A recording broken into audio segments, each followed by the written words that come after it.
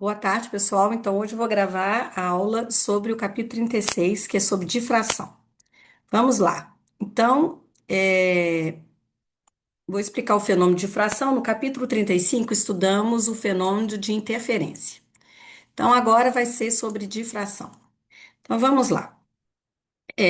A natureza ondulatória da luz, a gente viu primeiro nos dois capítulos 33 e 34, a natureza, a parte de ótica geométrica. O 35 e 36 é a natureza ondulatória, os fenômenos envolvidos, explicados pelo fenômeno, pelo comportamento ondulatório da luz. Se a gente fosse iluminar um objeto, por exemplo, no caso aqui para uma fonte pontiforme, tipo um laser, você passaria por essa ponta e aí, ser iluminado, parte dele vai ficar escuro, uma sombra, e por ótica geométrica, quando os raios estão, né, paralelos, uma parte iluminada, certo? Então aqui é como se fosse, sei lá, uma lâmpada também. Então iluminaria essa parte e essa parte de baixo estaria tampada por causa desse obstáculo. Só que isso não acontece. O que acontece é que, na verdade, não é uma linha reta. Acontece o fenômeno que eu vou mostrar hoje, que é difração. Então vamos lá. Então, essa natureza ondulatória da luz produz efeitos que não podem ser explicados pela ótica, o modelo de ótica geométrica de propagação linear retilínea dos raios. Então, por exemplo, aqui está uma foto em que tem uma lâmina de barbear e iluminada por uma luz monocromática. Então, a partir de uma fonte, certo? Um buraco de uma agulha. O que acontece? O que a gente vê, se você fazer o zoom aqui nessa região, né, em qualquer parte aqui da extremidade da lâmina, você vê que existe uma, uma posição, uma parte iluminada, escura, e essa iluminada escura vai, né, diminuindo a intensidade ao redor dessa borda aqui da lâmina. Esse fenômeno aqui é conhecido como difração, e é ele que nós vamos estudar neste capítulo. Então vamos lá. Para isso, vou explicar duas coisas. Existe difração de Fresnel e difração de Fraunhofer. Para a gente explicar o fenômeno de difração, nós vamos ao princípio de Hurgis, que considera que cada ponto da frente de onda como fonte de uma onda secundária, certo? Que se espalha em todas as direções com velocidade igual à velocidade de propagação da onda no meio. Então, esse princípio é como vou considerar que cada abertura ali vai ter uma fonte de luz, certo? Do mesmo jeito que é incidente. E difração de Fresnel ou difração de campo próximo, a gente considera tanto a fonte quanto a tela estão relativamente próximas do obstáculo, que produz uma figura de difração. Então, a distância da tela e a abertura da fenda estão da mesma ordem de grandeza. E difração de Fraunhofer, nós vamos considerar que a distância da fonte, o obstáculo e a tela são bem grandes, maneira que a gente vai considerar que as retas estão paralelas. Então, nesse capítulo, nós vamos estudar o caso de difração de Fraunhofer, onde a distância da fenda até a tela é muito maior do que a abertura da fenda. Beleza? E outra coisa, então não vai existir, não existe a diferença entre os fenômenos de interferência e difração. São todos fenômenos relacionados à interferência entre ondas. Só que nós vamos considerar dois casos. No caso de difração, nós temos uma fenda, e no caso de interferência, temos uma fenda, duas fendas separadas uma certa distância. Que no final a gente vai ver um caso em que a gente vai ter a interferência dos dois fenômenos. Beleza? Então, nós não vamos considerar, então, que neste curso, difração de campo próximo ou difração de Fresnel, que será usado para o pessoal mais para frente em física, somente o pessoal da física. Então, vamos lá. Difração produzida por uma fenda simples. Então, a figura aqui tem, né? Aqui está mostrando o caso se fôssemos considerar a ótica geométrica, que se você tivesse uma fenda, uma luz monocromática de raios paralelos, né, representado pelas duas setas, chegaria aqui e teria o desenho de uma fenda. Mas isso não acontece, certo? Então, a largura A que a gente está considerando aqui é o vertical. Essa largura aqui e aqui suficientemente grande, então nós estamos considerando a difração por essa largura aqui.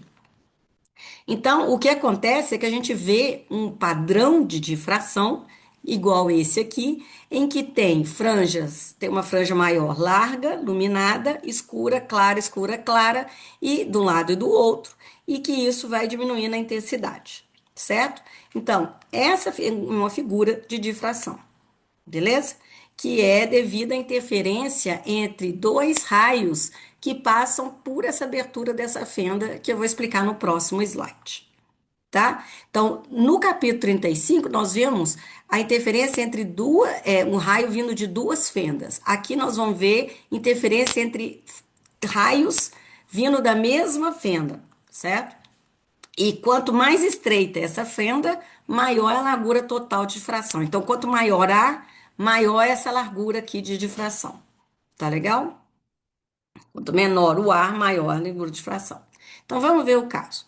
Então, difração produzida por uma fenda simples. Então, a gente vai considerar o princípio de Range, que cada elemento da abertura da fenda pode ser considerado uma fonte de ondas secundárias. Quer dizer, a primária é a que gerou essas ondas. A intensidade, então, o que que a gente vai querer? Então, aqui é uma fenda, então eu estou vendo ela, né? Minha coisa. Aqui é a abertura, certo? Então, essa é o A, né? O vertical, igual estava no desenho anterior. Vem ondas planas, as linhas azuis representam as cristas, então a distância entre uma crista e a crista é o comprimento de onda. E aí ela chega aqui e cada ponto aqui dessa fenda vai ser considerada como uma fonte de ondas secundárias. Então, imaginamos que aqui tem um monte de fonte de ondas secundárias segundo o princípio de Ranges. O que que acontece? Então, por difração de Fresnel de campo próximo, vai sair várias fendas e essa distância entre a tela e a fenda é pequena, é da mesma ordem de grandeza, né? Não é pequena, é a mesma ordem de grandeza, então os raios não estão paralelos. Então, nós vamos considerar que nós estamos numa difração de Fraunhofer, em que a distância da tela é tão grande que os raios vão ser considerados paralelos. E a diferença de fase que a gente vai calcular aqui no próximo slide vai ser A sobre 2 seno de θ. Mas aí eu vou mostrar claramente. Então, a gente vai considerar nesse capítulo, né, no estudo desse curso, somente a difração de Fraunhofer. Então, o caso disso. Então, a interferência para designar efeito de superposição envolvendo um número pequeno de fontes, no caso, duas fontes. E no caso aqui, a gente, difração, a gente considera uma distribuição contínua de ondas secundárias através da abertura. Então, interferência que a gente estudou no capítulo 35 era a interferência entre uma luz de uma fenda e outra fenda. Aqui é infinitas, múltiplas ondas que estão se interferindo na mesma abertura, certo? Então vamos lá, vamos chegar a deduzir a equação. Então, vamos lá. Então, podemos considerar por difração de Fraunhofer de uma casa, no caso de uma fenda simples, aqui a abertura A, certo? Aí a gente está mostrando somente dois raios, né? A distância X aqui é muito maior que a abertura, que é o caso da difração de Fraunhofer, e esse Y aqui é um ponto P. Então tá, então A é isso tudo, então eu estou considerando dois raios, eu vou fazer um zoom daquela região ali, e elas vão se interferir no ponto P. Elas, claro, que podem interferir construtivamente, destrutivamente, e a gente vai considerar então essas duas faixas. Então, a distância, fazendo um zoom, entre A e esse ponto é A sobre 2, tá? Então, quando tiver essa razão de A sobre 2, vamos ver o caso onde ocorre interferência destrutiva. Se A sobre 2 seno de θ, que é exatamente essa distância, tá vendo como os raios roxos estão paralelos, tá? Esse ângulo aqui é θ, então esse ângulo aqui também é θ, certo? Porque esse feixe é perpendicular a esse, assim como esse feixe pontilhado é perpendicular a esse linho preto aqui, linho. Então, esse ângulo θ é o mesmo ângulo θ por semelhança de triângulo, e a diferença entre a percorrida do raio de cima para o raio de baixo é de A sobre 2 seno θ, que aqui é A sobre 2. Então, A sobre 2 seno θ tem que ser mais ou menos múltiplo de lambda sobre 2, que é o ponto onde vai acontecer meio ciclos, interferência destrutiva. Beleza? Nós estamos calculando, então, onde que tem, que vocês viram no slide anterior, ela tem uma iluminada e depois interferências destrutivas. Então, se eu corto 2 com 2, então eu fico que seno de θ é mais ou menos lambda sobre A. Então, passei o A para o lado de lá, cortei o 2 com 2. Então, significa o mais ou menos significa que vai ter interferência construtiva para cima e para baixo. Então, a figura de fração ela é simétrica aqui, em relação a esse ponto zero aqui, o ponto O, tá? Então, dito isso, a condição para que ocorrer franja escura, né? A primeira franja escura, claro que vai ter a segunda, a terceira, a quarta, dependendo da relação entre lambda sobre A, sendo de θ é m lambda sobre A, onde m pode ser 1, 2, 3, 4. Tá legal? Então, isso exatamente que é 1 lambda sobre 2, 2 sobre lambda sobre 2, 3 lambda sobre 2, porque mais o 2 com 2 vai cortando. Então, essa é a relação para que tenha a primeira interferência destrutiva. Quer dizer, para um ângulo específico θ, lambda sobre A, a razão de lambda sobre A para 1, 2, 3 vai dar vários mínimos. Em que a figura de difração, então aqui no caso eu coloquei seno de θ aproximadamente θ, mas eu vou explicar por que depois. Então aqui é a figura de difração que a gente observa. Bem iluminado, uma faixa bem iluminada, tá? Que depois vocês vão ver pela intensidade ali, eu vou mostrar. Um M igual a 1 aqui nesse caso, então é onde tem uma interferência destrutiva. M igual a 2, o segundo destrutivo, M igual a 3, terceiro destrutivo. E do lado positivo e negativo são simétricos. Cuidado quando o M igual a 1, no capítulo anterior, a gente pegou para o primeiro mais brilho e meio para destrutivo. Então, é o oposto aqui, a relação de aqui é para destrutivo, no 35 para construtivo. E se você fazer seno de θ igual a θ, e a gente definir que tangente de θ é cateto oposto sobre cateto adjacente, que é o y, ym, a gente pode escrever da mesma forma que, então, m lambda sobre A é um seno, mas ym sobre x é um tangente. Então, a gente pode escrever essa relação que existe entre o ym, o x, a distância, claro que quanto maior a distância, maior vai ser o y, m lambda sobre A, certo? E aqui eu tinha falado, aqui mais ou menos 85% da intensidade é feita aqui nesse meio aqui. A intensidade se concentra aqui nessa franja do meio, tá legal? Então, essa relação aqui, praticamente quase igual à relação anterior, que dá a relação entre o y, x, m lambda sobre A, tá? Mas no caso aqui, esse y era para interferência destrutiva, tá legal? Então, aqui explica todo o fenômeno de difração, em que, então, se uma luz passa por uma fenda, essa luz vai criar várias fontes, múltiplas fontes luminosas que se interferem e que vai fazer esse padrão de difração. A maior porcentagem da intensidade está aqui, certo? Do miolo. E você vai, como é que fala? Exatamente, vai tendo franjas de interferência diminuindo a intensidade. Então, dito isso, vamos saber como é que é a fórmula da intensidade da difração. Viu que na interferência, a intensidade é I0 cosseno ao quadrado de beta. Aqui a gente vai deduzir o seguinte, então é a mesma figura anterior, só que nós vamos considerar uma tela bem distante, que os raios estão paralelos, certo? Incidindo sobre uma fenda. E, na verdade, nós vamos somar, se você está no ponto zero aqui, no ponto O, você soma todos os campos vindos aqui nesse lugar, então o campo é zero, é o E resultante. Se você pegar qualquer ângulo, por exemplo, em P, por exemplo, você vai somar vários campos que estão defasados um em relação ao outro de um certo diferença de fase. Então, o campo resultante vai ser esse EP, que faz um ângulo beta, certo? Uma diferença de fase beta com o inicial. Então, o final e o inicial tem uma diferença de fase beta. Então, desenhando aqui o diagrama de fasores, né, que a gente fez, então a gente está fazendo deduzindo essa fórmula da intensidade da difração por diagrama de fasores. Então, vamos lá. Aqui é o EP, certo? Aqui é o beta. Então, o campo é zero. E0 é esse arco aqui.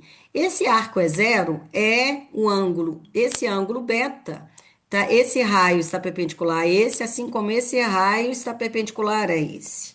Então, esse ângulo aqui é beta. Dividi em duas partes. Então, eu fiz dois triângulos retângulos. Então, esse aqui é beta sobre 2, beta sobre 2. Esse comprimento raio seria, ele é exatamente, é zero sobre beta vezes beta. Por isso que dá é zero. Tá legal? Que é o valor do campo é zero total, que tem que ser dado, tá? O resultante. Então tá. Então isso aqui, esse aqui vai ser zero sobre beta. Então, se você multiplicar é zero sobre beta vezes beta, dá é zero. E esse vetor aqui, que tem que ser o EP, que é o resultante da soma de todos esses campos é zeros aqui. Então, essa parte aqui, isso aqui é hipotenusa vezes o seno de beta sobre 2. Então, o que, que a gente tem? Que EP vai ser duas vezes é zero beta, seno de 2 beta sobre 2. Beleza? E então é duas vezes, então vai ser o próprio é zero, seno de beta sobre beta sobre 2. Então fica esse 2 que estava duas vezes, ficou debaixo do beta sobre 2 aqui, tá? Então repara, somar esses dois termos, que essas duas partes, é 2 é zero sobre beta, seno de beta sobre 2. Esse 2 ficou debaixo do beta 2, tá? Pra gente exatamente que o que tá dentro do seno fica igual aqui.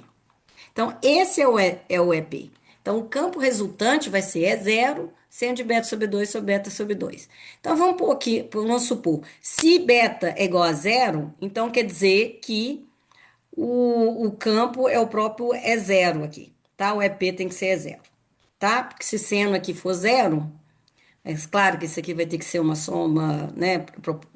Uma série que vai tendendo para zero, vai tendendo isso aqui para 1, isso aqui vai dar E0. A intensidade é proporcional ao modo do campo ao quadrado. Então, fica 1 é zero, seno ao quadrado de beta sobre 2 sobre beta sobre 2. Então, esta é a fórmula da intensidade a distribuição de intensidade de luz na difração de uma fenda. Então, vamos depois, no próximo slide, vou pôr essa curva. Sendo que beta é 2π sobre lambda a seno θ. Tá legal? Então, esse beta, então substituindo esse beta, é 2π sobre lambda a seno θ. Então, que é o beta sobre 2, tá vendo? Π lá. Então, ele é seno, substituindo aqui, é πa seno de θ sobre lambda. Tá bom? Então, eu substituir isto, dividir por 2, então 2 sumiu, ficou π sobre lambda, πa seno θ sobre lambda embaixo e em cima. Tá legal? Simplesmente substituir isso aqui. Dito isso, então vamos ver. A intensidade de uma fenda, aqui é a projeção, tem a luz incidindo sobre uma fenda. Aqui é o I igual ao I0, a intensidade máxima, tá? Que tem aqui no ponto, é o ponto onde a origem, aqui o O. E depois a intensidade vai decaindo à medida que vai aumentando o ângulo. Então, são as franjas. Então, onde é luz, onde é M igual a 1 menos 1, são a interferência destrutiva de uma difração, tá? E aqui são vários ângulos tetas que estão variando aqui, que a gente vai ver. Então, lembra que a gente está considerando que essa distância é muito maior que a fenda. Aqui está desenhado o próximo, mas a gente está considerando a difração de Fraunhofer. Que é exatamente o que acontece, que a gente vai ver franjas de interferência. Essa é dada a forma da intensidade. Se I é igual a zero, então as franjas se tornam, todos os pontos igual a zero. Então elas tornam escura quando I igual a zero, né? Quando a intensidade está zero. Esses pontos, então quer dizer que seno de πa seno de θ sobre lambda tem que ser igual a múltiplos de mπ para o seno ser zero, tá? Lógico que, na verdade, isso aí está uma aproximação, porque está dividindo por πa seno de π. E dito isso, a gente tem que corta π com π, então eu chego à expressão que seno de θ, a seno de θ é igual a m lambda, e m é mais ou menos 1, mais ou menos 2, mais ou menos 3, que é a mesma fórmula que a gente obteve anteriormente, que é a seno θ m lambda. Tá legal? Que é a primeira fórmula que a gente obteve lá sobre a interferência destrutiva, a diferença de caminho percorrido. Então, está associado tanto essa fórmula da intensidade como essa fórmula aqui da condição de destrutivo. Oh, Deus. Agora vamos lá. Então vamos estudar um pouquinho o que que acontece com a largura. Então a gente sabe, para pequenos ângulos, o espalhamento angular da figura de fração é inversamente proporcional à largura da fenda. Quer dizer, para pequenos ângulos, é considerando que a tela está muito longe. Então, vamos lá. Então significa, comprimento de onda é geralmente muito menor que a largura da fenda, porque é da ordem de nanômetros, certo? 10 a menos 9 metros. E o valor de teta são tão pequenos que a gente pode usar seno de teta é teta. Então vamos lá. Então vamos lá. A primeira posição do mínimo m igual a 1, então corresponde a beta sobre 2 igual a π. Então dá seno teta igual a lambda. Então vamos lá. Então, se eu substituir beta sobre 2 aqui, dá π com π, corto π com π. Então, o teta, o seno de teta é lambda sobre A, certo? Passo lambda para lá, um A para cá. O seno de teta é o próprio teta, teta é lambda sobre A. Então, vamos ver uma relação que acontece. A razão entre isso aqui, né, entre o comprimento de onda e o A, define como vai ser minha figura de fração. Se o A é igual a lambda, então eu tenho uma figura enorme de difração. Quer dizer, comprimento de onda, a abertura está da ordem do comprimento de onda, tá? Agora, se a abertura ela é um pouquinho maior, 5 vezes o comprimento de onda, eu já começo a ver minha figura de fração já sendo formada, certo? Então, é mais ou menos essa forma aí. E o A sendo 8 comprimento de onda, então eu já vejo a largura da fenda aqui do central diminui e os ângulos também se aproximam, certo? Então vocês verem que é inversamente proporcional.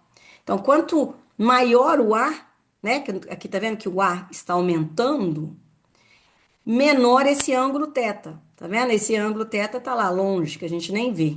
Quando a abertura tá da ordem do comprimento de onda.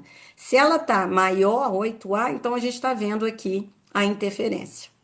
Beleza? Então, esse é o fenômeno de difração. Quando uma luz passa numa fenda.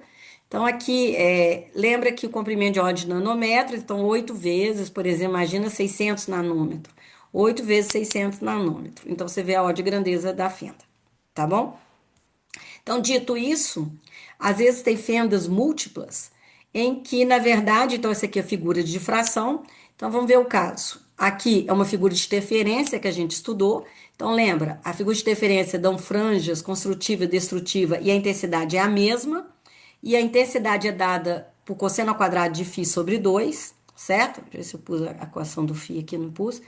Mas quando você tem duas fendas A e uma distância entre elas é 4A, então você tem duas fendas, tem uma largura e a distância delas, você tem a soma, né? Você vê a combinação da figura de difração junto com a de interferência. E você vê esse envoltório aqui é dado pela curva de difração e dentro dessa curva de fração aqui, você vê as curvas de interferência. Então, você vai ver mínimos e mínimos. Repara aqui, tá nessa figura aqui em cima. Tá vendo que tem igual espaçamento, são as interferências, e essa franja maior é a figura de difração. Então, isso aqui é uma combinação da interferência de uma fenda dupla e a interferência da própria fenda A. Então, a gente vê essa combinação de dois efeitos. Anteriormente, vou mostrar aqui. Viram que, olha para você ver, vou voltar aqui, para vocês verem que a figura de interferência, de difração pura, ela era somente um miolo, tá vendo aqui?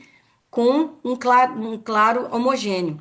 Na de interferência, vocês vão ver que ela tem interferências devido à interferência entre uma fonte saindo de uma fenda e a outra fenda. Tá legal? Então, aqui é a fórmula geral em relação I cosseno ao quadrado de φ sobre 2 é devido ao efeito da interferência entre as franjas de duas fendas. E esse termo, seno ao quadrado de beta sobre 2 ao quadrado, é exatamente devido à interferência de ondas na mesma fenda. Então, nós temos essa equação geral. Então, beta, ele é 2πa lambda sobre seno de teta, onde dão os mínimos de difração. E o φ é onde dão os máximos de difração aqui, o miolo do máximo de difração da interferência. tá? Então, isso aqui resume exatamente os dois fenômenos de difração e interferência. Tá legal? Então, para ficar bem claro, então lembra que, ó, m igual a 4, 4 é um quarto máximo de difração. M igual a 8 é o oitavo máximo. E no caso aqui, m igual a 1 é o mínimo de difração, menos 1 é o mínimo de difração, m igual a 2 é o mínimo de difração. Então, m nesse caso é um máximo de interferência, e m nesse caso da difração, figura de difração, é o mínimo de interferência, tá? Então fica bem claro isso. Essa é a fórmula quando só tem interferência e essa é a intensidade quando tem os dois casos, os dois fenômenos de interferência, difração e interferência. Tá legal? Então, isso praticamente fecha esse capítulo, tá? Então, eu só tenho, acho que mais uma, que quando tiver diversas fendas, imagina que eu tenho várias fendas. Então, lembrando que a interferência construtiva, na verdade, é quando eu tenho milhões de fendas, então a interferência entre uma fenda e outra, então aqui está representando várias fendas, que é no caso de uma rede de difração, ou no caso de um CD, né, que hoje em dia já nem usa mais. Aqui, no caso, está desenhado n igual a 2, né, tem a figura de difração que a gente viu no capítulo anterior, e aqui, que a intensidade máxima é 4 e 0, que é, né, n ao quadrado. Aqui, quando tem n igual a 8, então o que que acontece? Afina e começa, né, ter as difrações aqui e vai cada vez afinando a distância entre eles. Então, isso aqui para n igual a 8 igual a 16. Cada vez mais o máximo de fração fica pequeno, tá legal? E tem uma distância entre eles aí mudando, tá legal? Então, isso fecha o capítulo 36. Ele é um conteúdo pequeno, mas ele é muito importante para o fenômeno de difração. Tá legal? Então, dito isso, então as próximas aulas nós vamos fazer exercício em sala e dia 29 é a prova. Tá legal?